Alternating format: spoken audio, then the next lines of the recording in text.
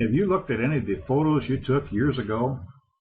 You know, the ones you took with a camera that used film, and you had to get prints made to see what you shot. Well, I recently pulled out some photos I took with my old Canon FTB on a business trip to Australia over 30 years ago, and was surprised to see how much they had faded. I couldn't find the negatives, so I decided to experiment with scanning the 3x5 prints on my Epson scanner and fixing the color with Pictocolor's iCorrect EditLab Pro application. This is a standalone color correction application with a batch processing feature called Process Q.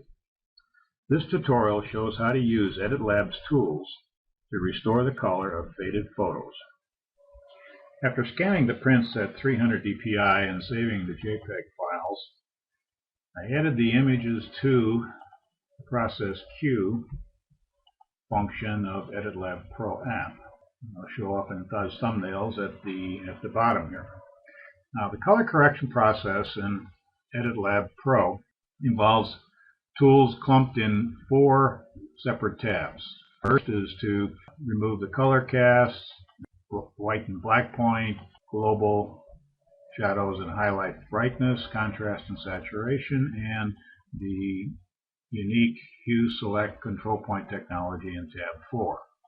Going back to tab 1, so first thing we'll do is select a neutral area. I know the top of this Sydney Opera House is white, and back here is white and gray, so we've removed the color cast. You can see that there was a significant yellow cast to this image.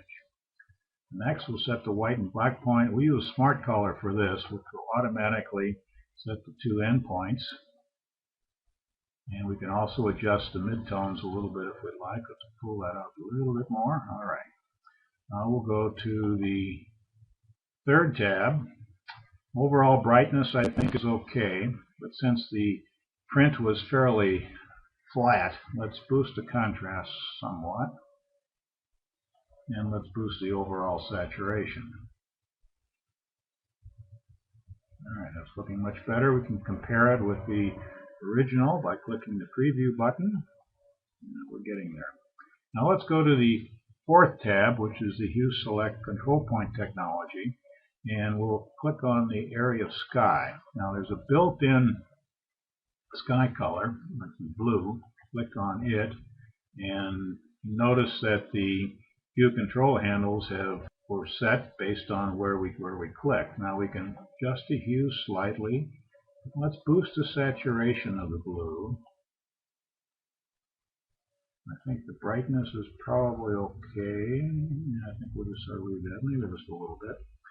And now let's look at this rust color or pinkish color canopies down here. But we need to zoom in. So we'll hold the Control Alt key down and we'll zoom in so we can select this.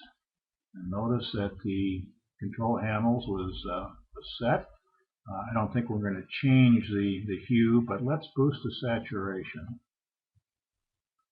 All right, I think that's pretty good. Now let's back off. All right, now compare it with the original. I think we've done about as good a job as we can. So we will apply this, and we'll jump to the next image. Now, EditLab Pro remembers the previous setting. So if we just click on Previous Setting, and voila, that looks pretty good. I think we'll just leave that there.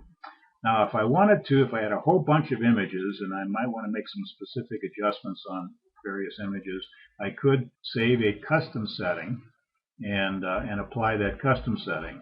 The previous control settings is just as it says, the previous image. But we will apply it to this image and go on to the next, and we'll do the same thing, previous. That also looks good, so we're finished with that. So we'll hit apply. Now the next one, my guess is the previous won't work particularly well since we have people in the picture here and some skin tones to deal with.